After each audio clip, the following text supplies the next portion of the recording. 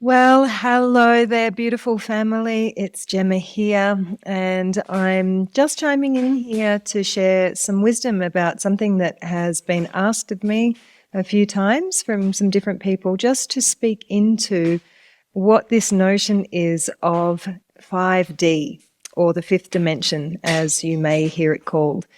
And I think that people tend to think that the fifth dimension, when we hear about it, this fifth dimensional reality, is somewhere out there or somewhere other than where we are right now. Almost, I guess, a questioning as to whether the earth may just sort of split in two, and there'll be a whole group of people that'll be left behind, and then there'll be another group of people that are in this new place, in this new, a totally new paradigm, so to speak. Well, it is a paradigm, but it's not necessarily a place. So the third dimensional frequency is the one that we have been living in for the whole last cycle, at least the last 5,000 years, possibly more. And this frequency has been one that has been very much led by the ego-based mind.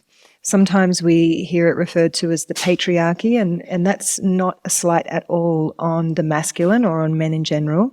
In fact, the divine masculine presence, which is what we're moving towards in this fifth dimensional frequency, the healthy masculine, is exactly where we want to be, because we have been out of balance with the feminine as well. There was a time in history where it was very matriarchal, and the feminine became as out of balance as we have in the masculine now. So there needed to be a polarity shift. And as with all processes that we go through to find ourselves back in harmony or back in balance, usually the scales have to tip way towards one direction and then way towards the other before we find that equilibrium point, that point of harmony in the middle. In the Andes, we call this concept Yenanten Mesinten, which means these divine and equal opposites that when they come together, when they balance, when they harmonize, they make a very, very powerful whole. And so for me, as we move into this fifth dimension, which I'll continue to share about in a sec, that is what we're moving into, is not into only the goddess rising. You know, we see all of this stuff about the goddess rising and the feminine rising, and that is awesome and that is necessary, but it can also be there can be a danger of it swinging out of balance again. So what we want to be doing is harmonizing the polarities, bringing the divine masculine into balance, bringing the divine feminine back into power, and having them as equal opposites that when they're harmonized together make a powerful whole. And P.S., masculine feminine has nothing to do with man and woman. It's a polarity, it's an essence. So you can be a woman that has a very masculine essence, or you can be a man that has a very feminine essence.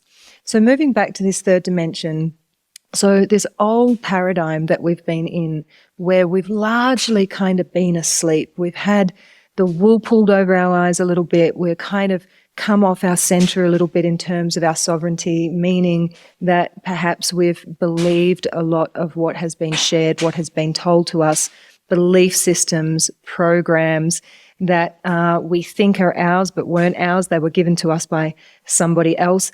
They weren't theirs either. They were given to them by somebody else, and so on and so on and so on. And where do these things even come from in the first place? Well, it's a collective program.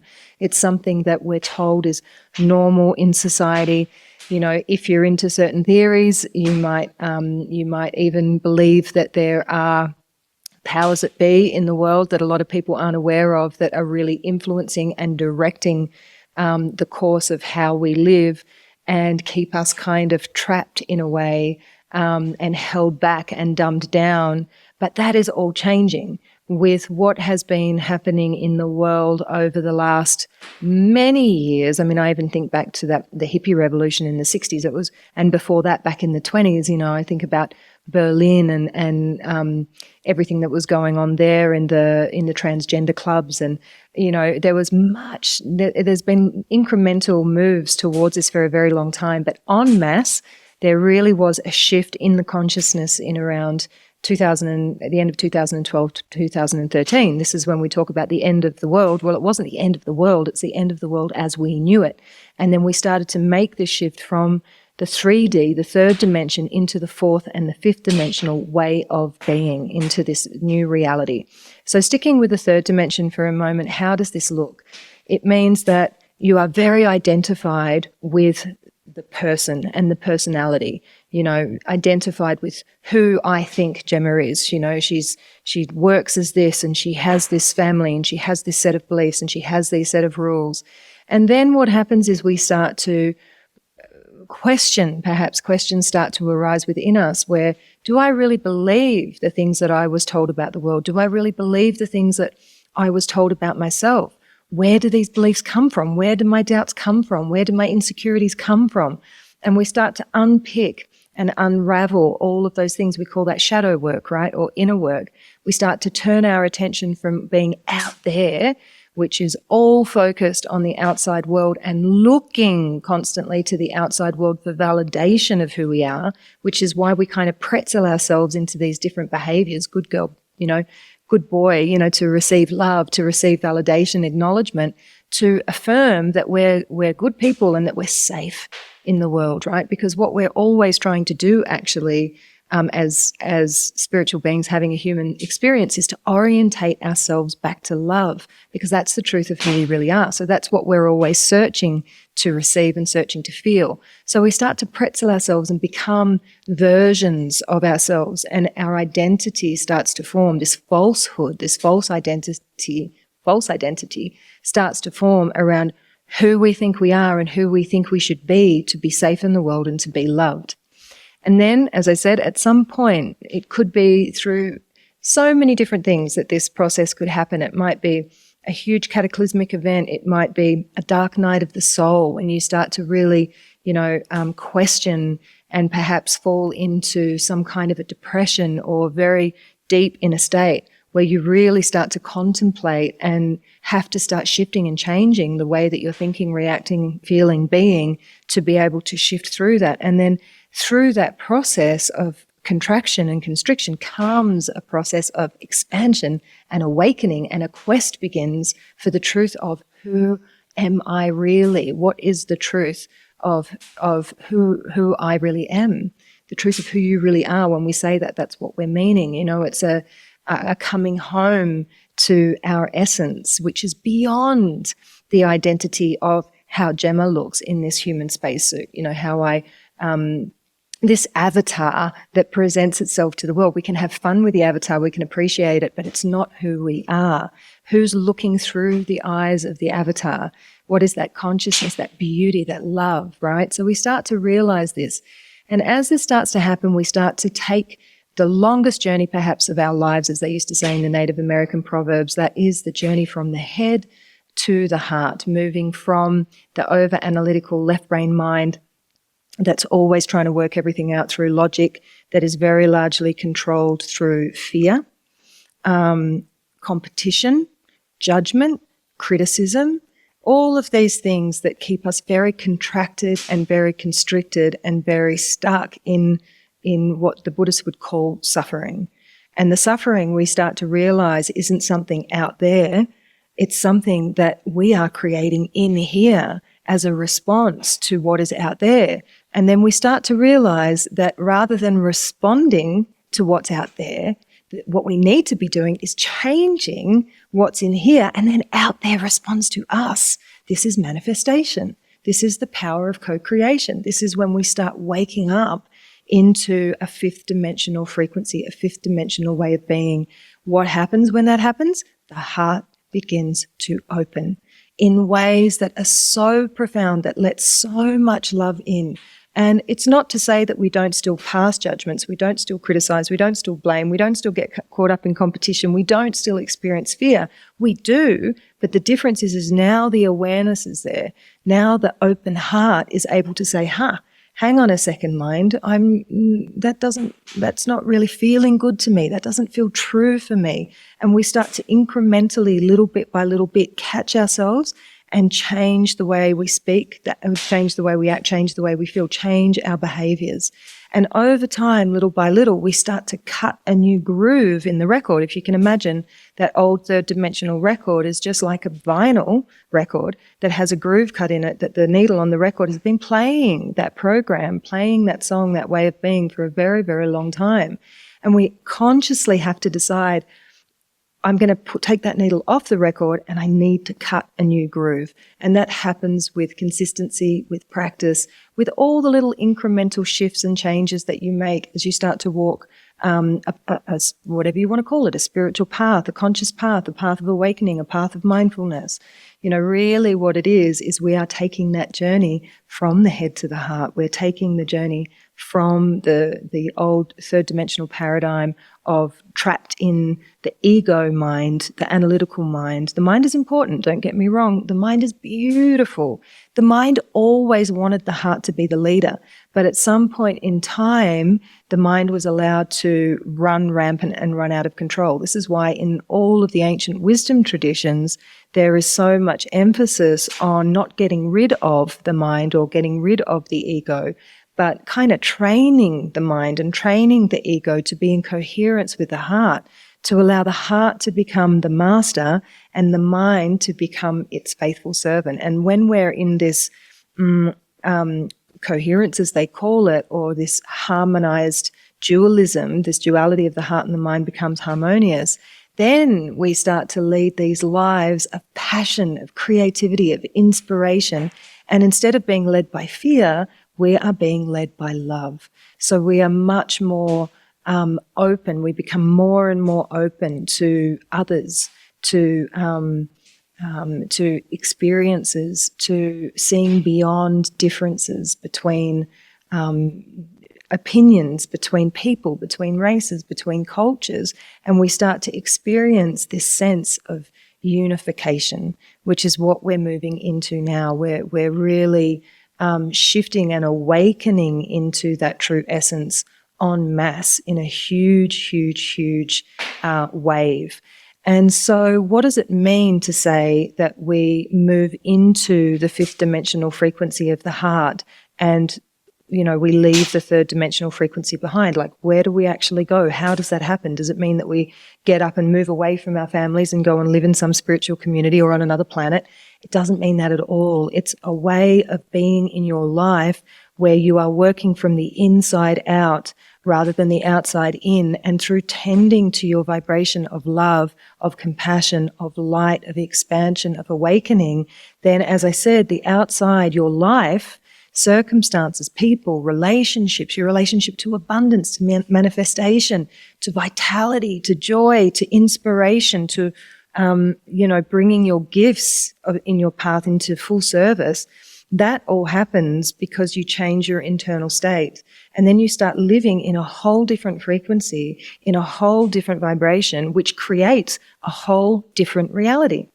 So for you personally, you can be working and walking and existing in a fifth dimensional reality, yet even your partner, it can even be that, because for some people, in their partnerships, they may choose to stay with their partner because there's many beautiful, qualities and reasons they're in that relationship. But the partner could be very much stuck in a third dimensional, fear-based, controlled by the media, victim to the emotions, victim to life. Victimization is very much, feeling like we are the victims is very much a part of that old 3D paradigm. And so it can be that there are people that are very close to us that are still very much operating in that paradigm. And guess what? Chances are they might always stay there. And we have to accept that. There has to be a moment where we decide to lead by example and not feel at all like we have to pull or force or drag anyone with us, and simply love them where they're at. That is also a part of the fifth dimensional frequency, is not trying to force or change or move anyone, but rather being a lighthouse, shining as brightly as you can and encouraging through that light the people around you to find their own way without you trying to force anything upon them. So that's what it means to say, that some people will be left behind and they will continue to live a life of struggle. They will continue to be ruled by the mind and ruled by fear, perhaps to be stuck in states of resentment and non-forgiveness, in judgment, in criticism, in blame, in fear because of what the media puts out, in fear of what's happening in the world. Whereas when you're in a fifth dimensional frequency, you can look at what's happening in the world around you and see all of the destruction, see all of the breaking down, see all of the horror and the terror and all of the awful things that are going on out there, and understand them as necessary parts of the process of the breaking down for us to break through. Doesn't mean to say we have to ignore it, doesn't mean to say we have to agree with it or like it, but what we do, rather than fighting it and, getting on social media and pointing the finger and you're this and you're that and passing the blame and judging somebody for their opinions and la la la and all of these things, rather than that, we hold it and everyone else in its highest frequency. We do what we can to keep our eye on the prize and to stay focused on what is really happening there, to help in ways that are positive rather than are negative. So by supporting the people that are caught up in these processes that need assistance and support to move out of them, rather than always going in and damning what is wrong, because all as we're doing when we do that is we're actually allying our energy with that we don't want to see, and we are creating more of it, right? Because it's a frequency. So if we give that energy, then those entities, because there are energies that feed off that energy, you have to know that. Like if you start to see the world again, once you're in that fifth dimensional frequency, you start to see beyond what the physical eyes can see. And you start to realize that there are energies. There are heavy energies, we call them Hucha in the Andes. There are light energies, we call it Sami. And it doesn't matter whether they're emotions, whether they're people, whether they're entities. It doesn't matter what they are. They come into two categories. They're either heavy energy that is dense and not from love, or we have the frequencies of the higher frequencies of light, which are all of the things that help us to transcend, transform. So if we keep our focus always on what's wrong and worrying and in fear and judging and criticizing and everything that is wrong in that third dimensional frequency, then guess what? We're just going to perpetuate more of that on the planet. And at the same time, we're going to be stuck in that frequency as well. So we want to move into the higher dimensional frequencies and anchor our essence in love, in the truth of who we really are. That is not to say that you don't take strong action. That is not to say that sometimes you don't feel, the sensation of anger and passion arise about something, because even that is positive if it's used in the right way, because it's volition. It gives, can bring very, very positive action into things. But we are like the hummingbird. It's like the medicine and the hummingbird actually is the animal ally that we work with to shepherd in the new era. Her medicine is awakening. Her medicine is love. Her medicine is being able to, in amongst the thorniest bushes, in amongst the most hostile landscape, she can find the most beautiful flower, and even better than that, she finds the nectar in that flower, and she retrieves that nectar, or he retrieves that nectar, that wisdom, and then shares that effortlessly with the world through beauty, through love. And that's how the flowers are pollinated, and that's how the garden grows. That's how the garden transforms from being dry, barren, desolate into a place of profound beauty, you see. So this metaphor, this is why also we work with these animal allies for these reasons, to help us, because they bring us very specific medicine. So there's a place in between the fourth and the third and the fifth dimension, which is the fourth dimension. And the fourth dimension is where most people are kind of hanging out now. They're swinging a little bit between two. So if you're watching this, you're probably somewhere in between. Sometimes you still really get caught up and trapped in the old ways. You get taken out by the fear sometimes. You get taken out by the overwhelm, by the heaviness. Sometimes you might go into a feeling of depression, and you feel possibly helpless. Maybe you know that you're not happy in your current situation, whether it be a circumstance of a job, a relationship or something, but because of the societal pressures that tells you that you have to have the 9 to 5, you have to have the steady income, you must have, even if the relationship isn't serving you, you have to stay in it for one reason or another. Like, these are all old third dimensional fears. They keep us very, very trapped, right? We still may be very worried about what people think of us, what our parents think of us, what our peers think of us.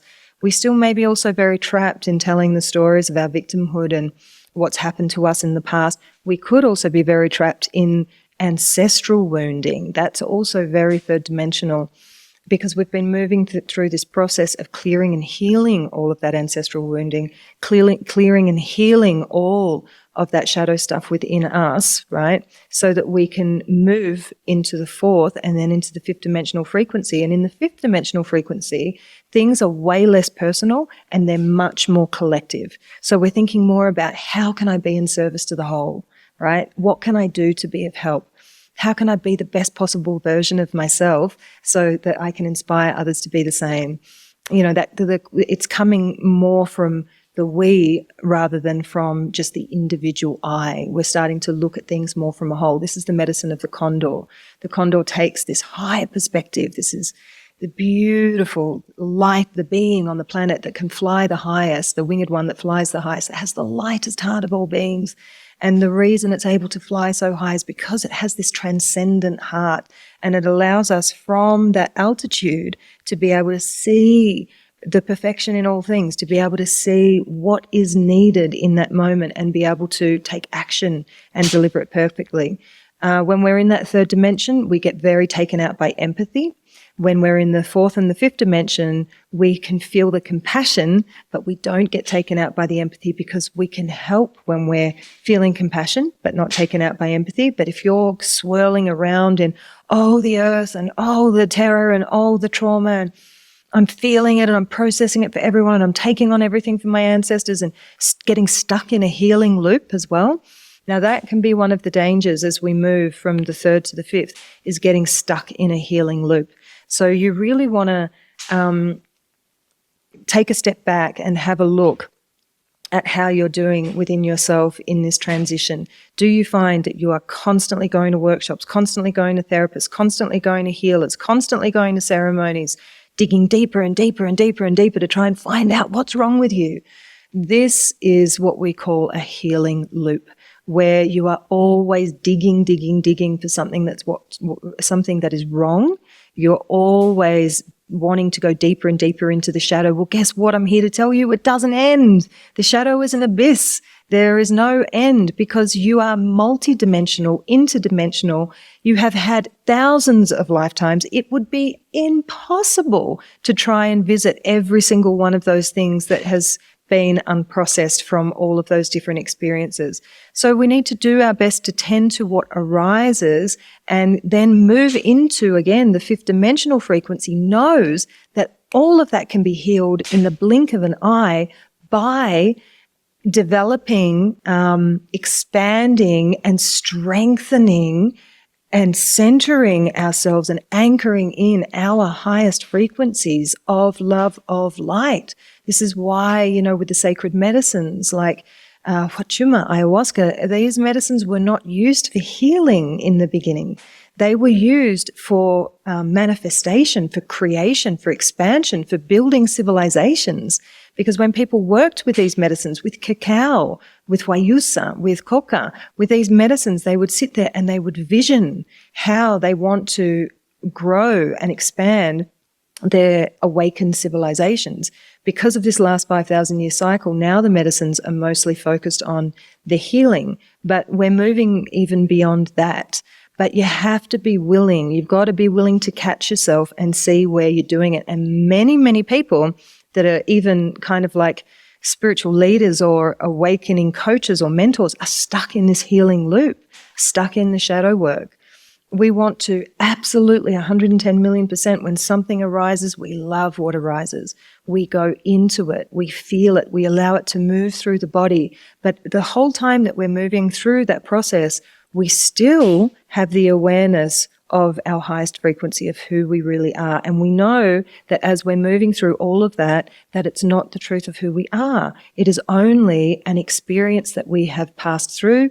It is something that our soul, because our soul and our essence are two very different things. So the soul is the part of us that is like the record keeper. It's, if you can imagine, we have the physical self, we have the soul, and then we have our essence, the superconscious, the higher self. So the soul is the part of us that moves through all of the lifetimes that moves through this lifetime, that has come in with something to learn, something to know, something to realize. But the essence or the higher self has already got it. There is nothing to fix. There is nothing to heal. It is beyond the mind. It's beyond the soul. And it only knows itself as divinity, experiencing itself through you, through this physical manifestation, through this avatar. It's the truth of who you really are. It's the part of us that is the unified aspect with all things and all beings on this planet. And being in that fifth dimensional frequency means that we are really realizing that. We're really getting it. But while we're still moving from the third through to the fourth and the fifth, we're still in that mind and in that soul realm where we're, working out the karmas, if you want to call it that, but doing the healing work. But we can go into that shadow work, yes, of course, necessary, but we must always only 10% there and 90% focused on our gifts, 90% focused on our higher selves, on our essence, on the truth of who we are. How do we do that? First of all, we realize that wherever there is a shadow, there is, as Richard Rudd would call it from the Gene Keys, there is a city. Wherever there is something to work on, there is a gift. So, for example, where there is universal love, the ability to be in that Christ consciousness, the shadow of that is constriction and fear. So the fear and the constriction arises for us as opportunities, as invitations, as a pathway to lean into those things and allow them to be felt in the body as a sensation, not as a story, right? To really acknowledge the feeling in the pit of the stomach around the fear and around the constriction, to see where that has played out in our lives, and not to push it away, but rather to welcome it and embrace it. And from that welcoming and embracing, just like a small child, when you take it into your arms, it starts to relax. And then we start to hold that fear, that contraction, that constriction through that acceptance in the arms of this divine love, just as Christ did. And then more and more we start to realize and feel that that is the truth. That is my gift. My gift is love. And all I have to do is hold this fear and this anxiety like a child with full acceptance. And through that fear and constriction is transformed. And you will flip back into the shadow states. But if you always just keep your reminding yourself, you have to train yourself to remind yourself, oh, so I'm feeling a lot of fear, but that's okay because it's pushing me towards greater love, right? So this is flipping it, always flipping it. Then we want to be doing practices, and they don't have to be rigid and they don't have to be hard, where we start to train our central nervous system to receive these frequencies, to receive these high frequency energies, to know what it is to sit there in the frequency of light, in the frequency of love, to breathe it and feel it in the body. And one of the simplest ways of doing that is either to sit in nature or visualize nature, because that Sami energy that we call in the Andes, the Sami, the high frequency refined light energy, is everywhere around us. It's in the trees, it's in the grass, it's in the sky, it's in the sunshine, it's in animals, it's in children. Like, it is everywhere, and it is our true nature. So we only need to reconnect to our true nature, and we reconnect to our true nature by reconnecting to things in nature that help us to feel what it feels like to be sitting by that crystalline brook in that stream, what it feels like to be sitting under that tree and breathing in the fresh air or having the sun on my skin. Even if you can't actually be there, you can visualize it. And through that, we start to teach our bodies to feel free, to feel freedom, to feel how good it feels to be light, how good it feels to be love. And that starts to become our dominant vibration. So yes, the mind is still very active. The collective mind is still very active. So yes, you will. And it's normal to flip back into the 3D and go back into the fear, the contraction, the criticism, the judgment. Normal. It's okay, because you have this higher awareness of who you really are. And you just continue to polish that time and polish that time and polish that time, and it becomes easier, it becomes more elongated.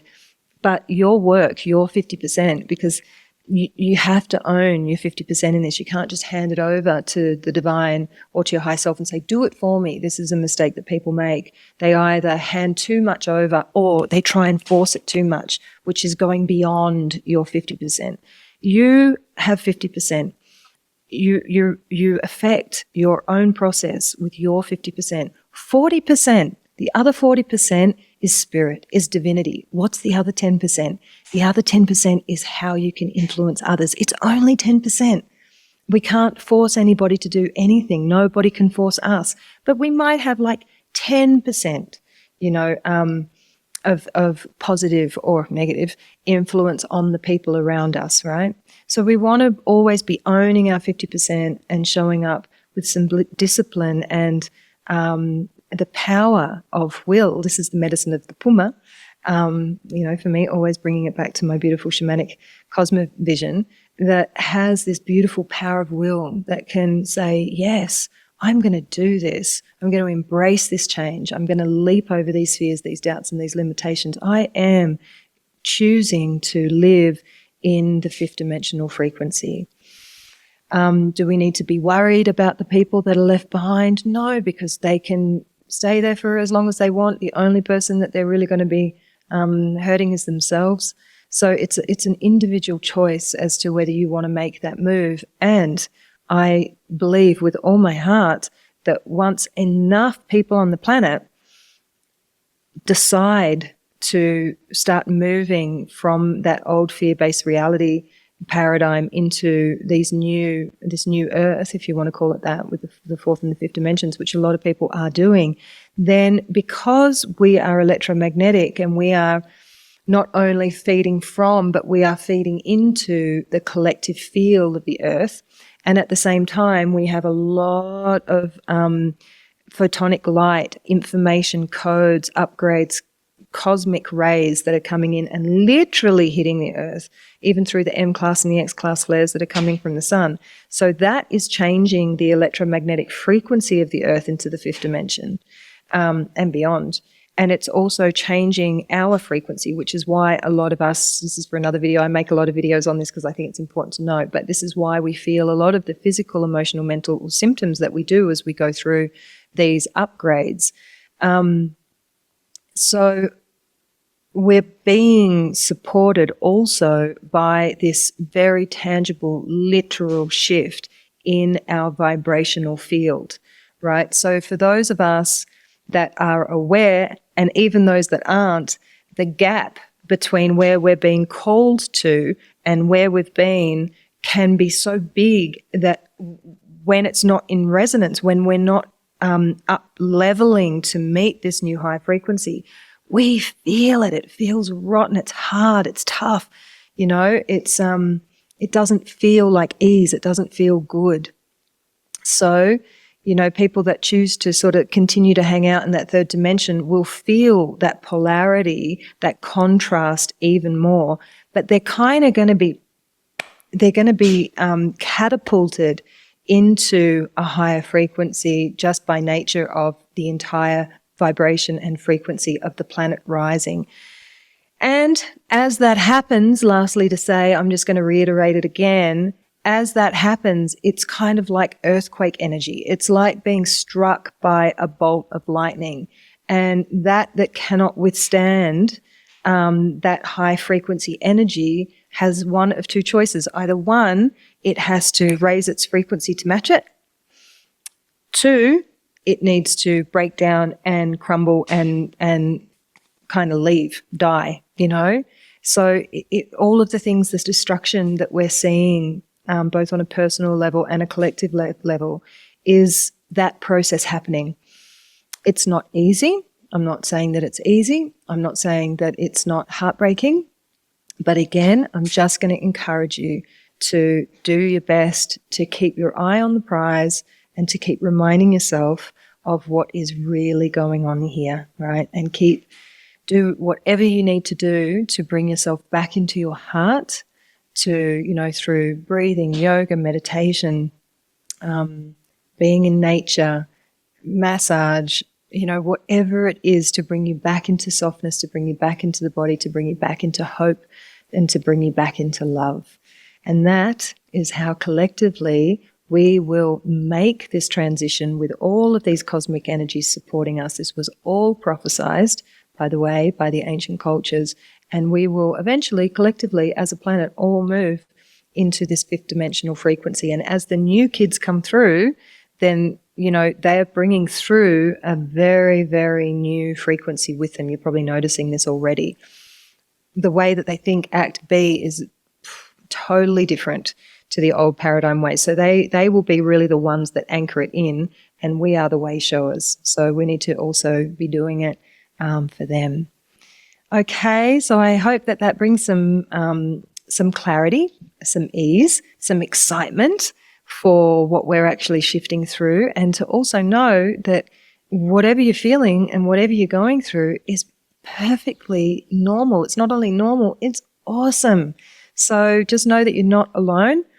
Even if you're in a family or in a community of people where nobody really gets you and they all think you're weird, it's okay. My family, other than my mum, all think I'm a nut job. They always have, and I love them anyway. I love them to bits. It's no problem. They don't have to agree with us. Just let them be them, and you, be the lighthouse, and shine your light for others, okay? Thank you so much for listening, and see you on the next video. Bye for now.